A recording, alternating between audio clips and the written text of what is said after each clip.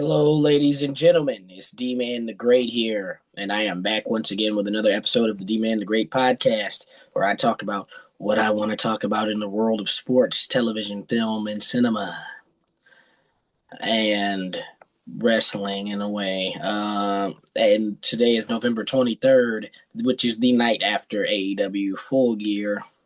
And Full Gear had some very questionable endings and things that happened in some matches that I am going to discuss and that we need to have a round table about. First and foremost, as someone who was in Texas, as you can see by my shirt here, all in Texas. I don't know if I can angle it right, so I got it up. I went and I got Tony Storm and Mercedes Monet on the show on my shirt, and it says I was here on the back, which means that I was in the building when Hangman won the championship from John Moxley and saved AEW from the Death Riders.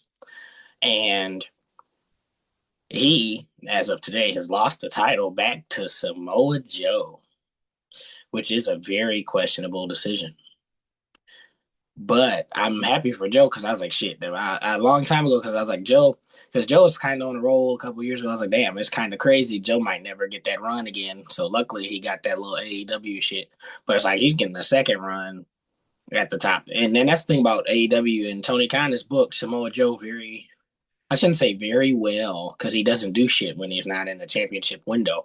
But it's like Samoa Joe in 2025 winning the world title from Hangman, who just went on a generational run.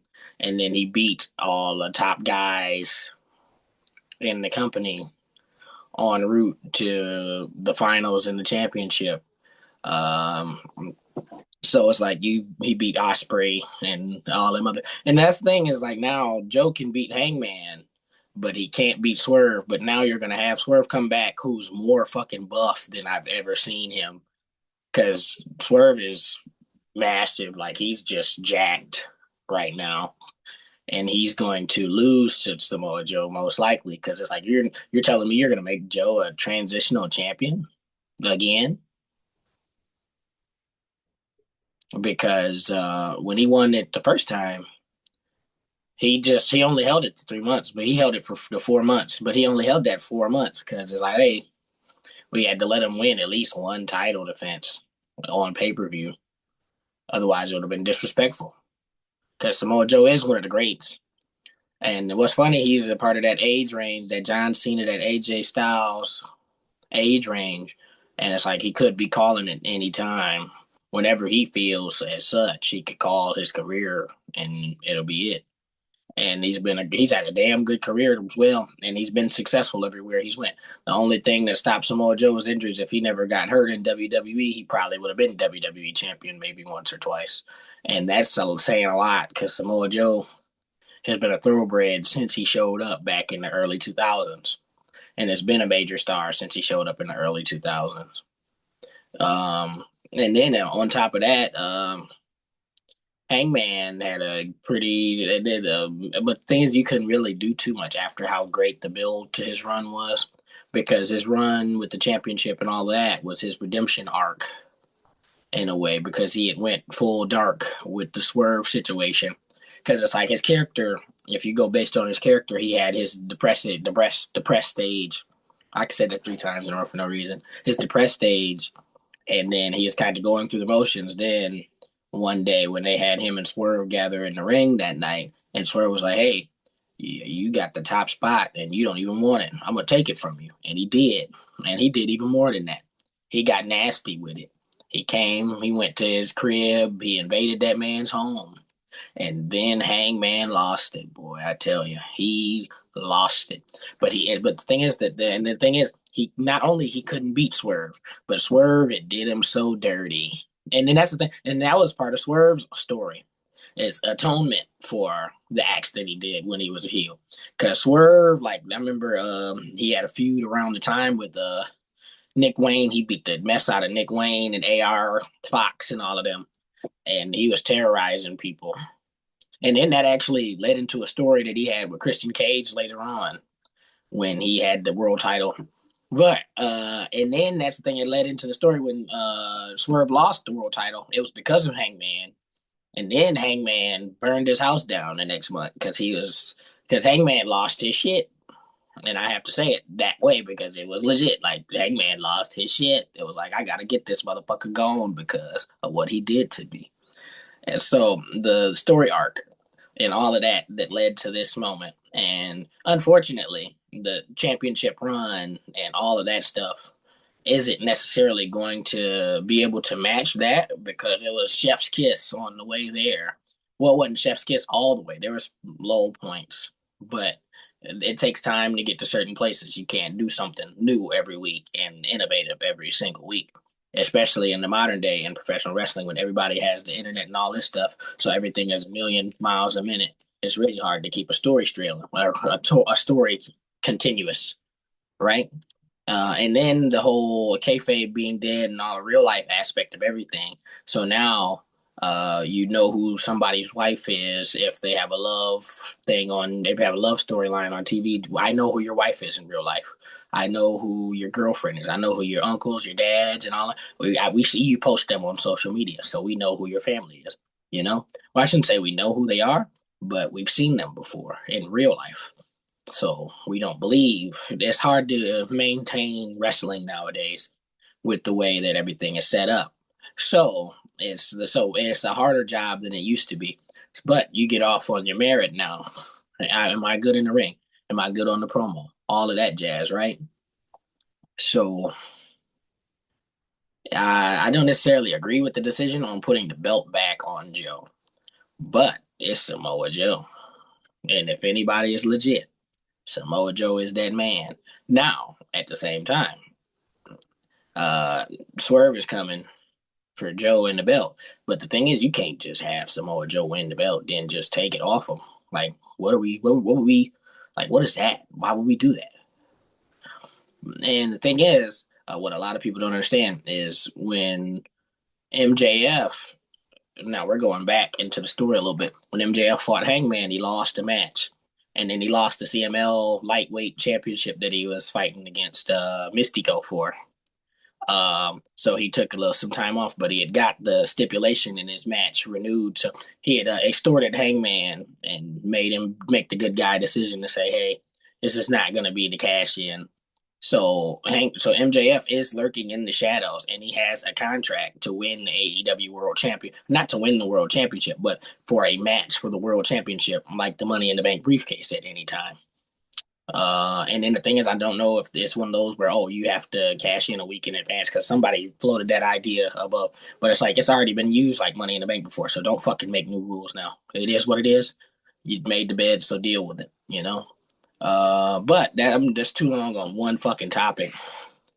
Um, so I'm gonna jump to the next one. Kyle Fletcher and Mark Briscoe. Oh, wow. They had a fucking banger. And mind you, I was somewhere doing stuff during the show, and I just sort of watched. I rewatched it, of course, already, but I was doing stuff out and about while the show was going on, and that match was able to captivate my mind and sort of lock my attention. And I think I could argue that if you pull my attention and then could get me coming back and coming back and coming back, that probably is the best match that those two have ever had. And they've had some really good matches. Like that's the reason they keep running them back. It's like we keep having Mark Briscoe versus Kyle Fletcher because they have good chemistry together and they keep running good matches. So in this case, and then my voice is starting to squeak because it's all fucking day. Gee. Uh, but but it was a excellent performance. And then when you write the history book on their career, that match might be mentioned a lot because Kyle Fletcher he did the thing, and he might be looking for some smoke with Okada and Takeshita eventually, depending on where they go forward in the story. And he probably should win the TNT title back, but we'll see what happens in the story. I don't know what they want to do with Mark Briscoe in the belt because that's the thing about a lot of championship changes nowadays. Because somebody win the championship and it's like, okay, so what is the end game for this championship run? How is this championship run going to be booked? Is this character going to be strong? And then who are they losing it to? I feel like you should almost have a map of who is going to do what, and then it changes depending on any accidents or anything that happens out of the ordinary. But that's just my thinking and thought process on booking and different things of the such. Um, so I'm supportive of that. They had Chris Statlander finally beat Mercedes Monet, and then that's the thing too is like how long is the story that Mercedes can't win the big one, can't win the world title story gonna go? Because Mercedes has like 20 fucking championships across 1,000 promotions right now, and it's like when her run is up, when she starts, is she gonna really sit and then put somebody over for each and every one of these championships? Or are they going to retire these championships if something happens to her? What's going on there? It doesn't make much sense. Um, and then with that being said, um, I don't think, and then that's the thing, they got this women's tag tournament thing going on. And I think they're going to have Tony and Mina win it, which is cool, I guess. But but Tony Storm is the ace of women's AEW for sure. And she is cult, and then they have made a good division around her at this point. And it's like they have person after person. They just gotta sort of round it out and get it forward because they got the talent at this point. It's just a matter of putting it together and succeeding with it. Then I do want to kind of get off of wrestling soon, but I'm gonna kind of try to slide WWE in here a little bit. I think I already had a WWE discussion, so I don't really need to talk about them. Cody Rhodes cut a scathing promo at the end of SmackDown, which is exactly what this War Games match needed, because it's like there's no heat to this War Games at all. Like I don't care at all. Saying then and then the thing is, they tried to do the Cody Roman thing with Rhea and Charlotte, and I guess it succeeded, maybe, but I don't know. I wish it had more Stephanie Vaquer on the show. And then same actually back to AEW with that. I need more Tekla on my AEW because I've sort of I've become a Tekla stan. Like I'm all about Tekla at this point. I'm Team Tekla. Um, because there's no cooler wrestler right now than Tekla. And that's a bold statement, but I don't care. That mug is a dog. Uh, so get more Tekla on TV, Tony. We need all of Tekla all the time. And then maybe a women's continental classic one day, but that's a story for another day. Maybe, but don't bring the championship into it. Don't do that. And on the basketball, last night, Clay and John Morant got into it extra heated for no reason. I was like, I don't know why they're arguing like that. Like what would he even like? Why would he walk up to Clay and then pick a fight with him? Because that's kind of what the video looked like. And it's like, why are they arguing so damn bad when they're both on floundering rosters with no hope and no future? So it's like and then they're having damn near going coming to blows, damn near brawling on the bucking court. It's like that's a lot of shit for niggas that's not doing nothing. But hey,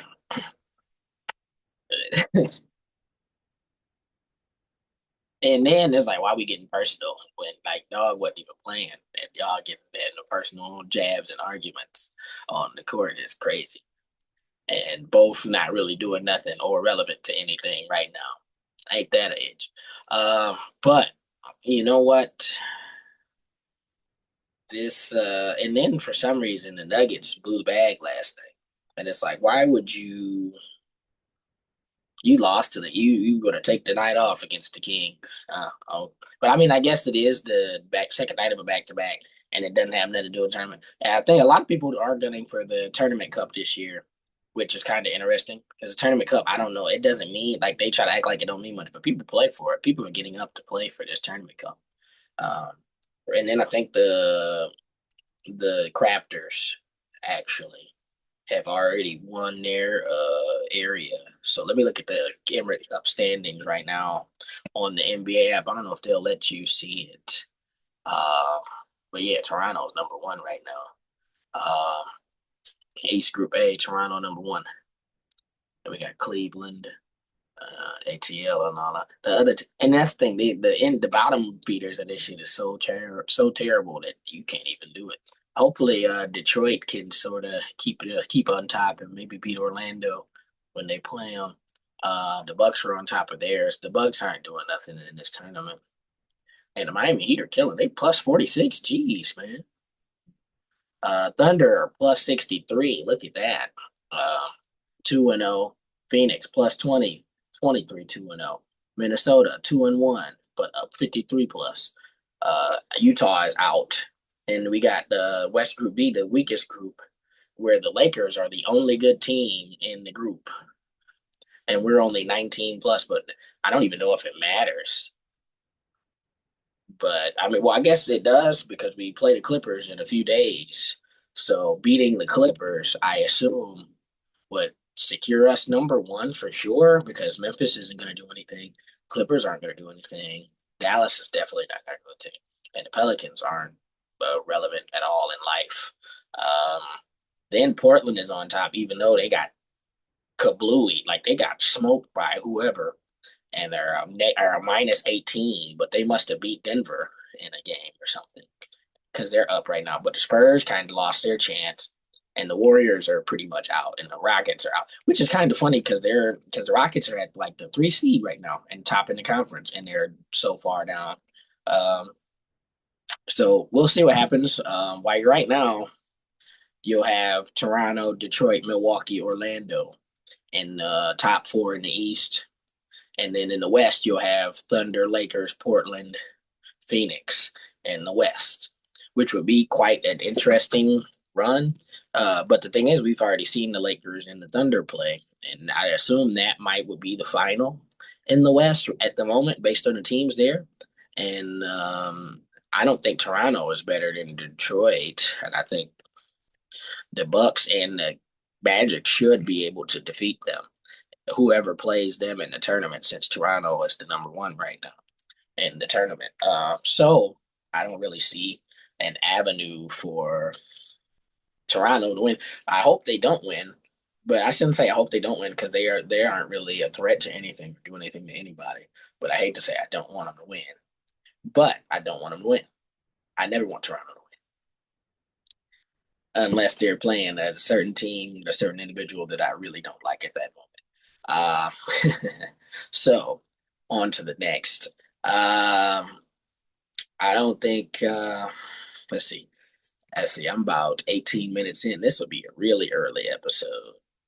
But shit, I mean, I really don't got much else to discuss in this one. Let me see. I'm gonna try to find me something. I gotta have something. I got to be down. The Magic beat the Knicks yesterday. Oh, James Harden dropped 55, which is apparently the most points scored by a Clipper player ever. And that's honestly shocking. And then they said James Harden is the first player to have the scoring record for multiple teams. By the way, which is insane. Give some respect to James Harden. He one of the greatest scorers ever. And the Hornets are terrible. Like they're dog water dookie. Um, and they arguably don't deserve to be a franchise at this point. Like send them to Seattle. Send them to Vegas. That's what we need to do. Because this is not working. The ownership needs to sell. All of that. We need to cleanse the league of Charlotte at this point because they're a disgrace. And see, I just did all that about Charlotte right there, right quick, and I didn't even curse. That's how serious I am right now. There's no joking, no clowning around, no this, no that. Get them out of here. It's a wrap. Let me try to find some quick news on here. NBA Central. Nikola Jokic might be the MVP again. He's Mr. Triple Double once again. He might average a triple double for 2 seasons back to back, and it's looking real spooky if he do that. And then I'm not even gonna make the joke, but and then also James Harden with the 55. He tied Kobe for the third most 50-point games in NBA history. Shout out to James Harden. but don't pass none of Kobe records. But yeah, and then Chris Paul is gonna retire. I hope that he can heal. I hope that he can. I shouldn't say heal. Chris Paul straight, but I hope Chris Paul. Because the thing is, I hope he gets a good tour. Because it's like the Clippers ain't doing nothing, so you might as well enjoy your last few months in the league and in a great career. And if you ask anybody, now if I wasn't gonna win a championship, would I want Chris Paul's career? Absolutely. Either his or Stockton. This is my career. I got all the records. That wouldn't be so bad. Kawhi is supposed to return to action against my Cavs, so we'll see how good he looks. But I don't know if it really matters at this point. And then all that'll be doing is taking the ball out of Harden's hands when he's at his apex right now. Again, or not his apex, but his best at the moment. Um, and then Kenyon Martin gotta chill. Like he tried to do that whole name 200 players better than Draymond. He gotta really chill with that shit. Because it's like Draymond, and then I'm not Draymond defender, but I am Sparty man. But Draymond, I might be Sparty man, but I hated the Warriors more, which is kind of funny because I don't. When they're not good, I don't hate them, but when they're good, I hate them. My hate returns when they're good, which is kind of funny. But I'm a Warriors hater, damn near first at this point. But that's beside the point. Draymond is Draymond. He tried to put like Mehmet Okur and people like that ahead of Draymond, which I thought was absolutely insane. He was just trying to violate, and I was like, Kenyon Martin, but I ain't gonna even talk about Kenyon Martin. Kenyon Martin is one of them OG dudes. He tough guy shit and all of that. So I ain't even gonna talk about dog like that. But he tripping for sure. Uh, yeah, Carlos Boozer and Andre Karolinko, and who name a random power forward, Paul Millsap, and all these guys are better than Draymond Green, the 4-time champion defensive player of the year, played on the greatest roster. It was part of the problem. They was OP. And then that's the difference. But now Sheed and them, you might have a little bit of an argument as far as he got a ring and he got the skill and all that. And I was like, I honestly, and then the funny thing about Draymond is Draymond, like he has his moments where he's what he could be, and then he has moments where he's not anything what he could be. And then he's not really healthy all that much anymore. But that's another thing too.